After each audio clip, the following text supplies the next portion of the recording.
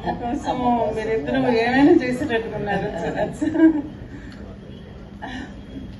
ముందు మీరిద్దరూ కలిసి స్టేజ్ మీద ఇలా ఫంక్షన్స్ కి రావటం కూడా చాలా తక్కువ అని విన్నాను నేను. అటువంటిది ఈ రోజు మన ఇద్దరం కూర్చొని మాట్లాడేటట్టుగా కూడా చేస్తున్నారంటే దట్ ఎక్స్ప్లెయిన్స్.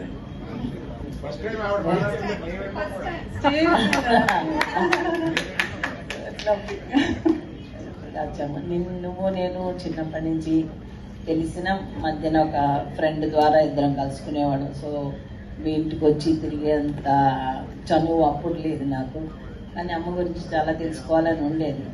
అది నాకు ఈరోజు ఛాన్స్ వచ్చింది. So I want to ask you somethings.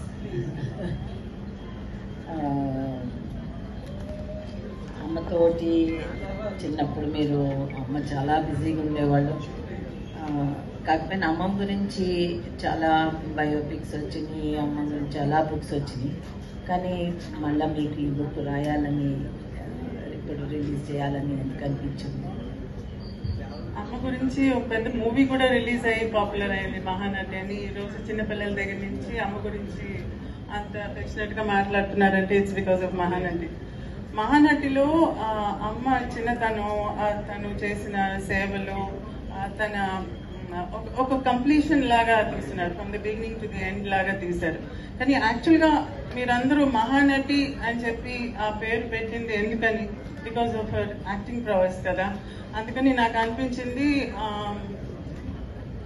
అమ్మ ఫిల్మోగ్రఫీ లాగా ఒక బుక్ ఉండాలి, వేర్ తను చేసిన ఇంపార్టెంట్ ఫిల్మ్స్ అన్ని ఒక రికార్డ్ లాగా ఉండాలి ఒక బుక్ లో. అదైతే పర్మనెంట్ గా ఉంటుంది. దాన్ని చదివితే ఒక్కొక్క ఫిల్మ్ లోనూ ఆ క్యారెక్టర్ ఉండే ఇంపార్టెన్స్ ఏంటి, ఎందుకని మహానటి అయింది అనేది ఎక్స్ప్లెయిన్ చేసేటట్టుగా ఉండాలి. అండ్ ఊరికే చదవటం అందరు చదవరు, ఈరోజు మనకి విజువల్స్ కావాలి.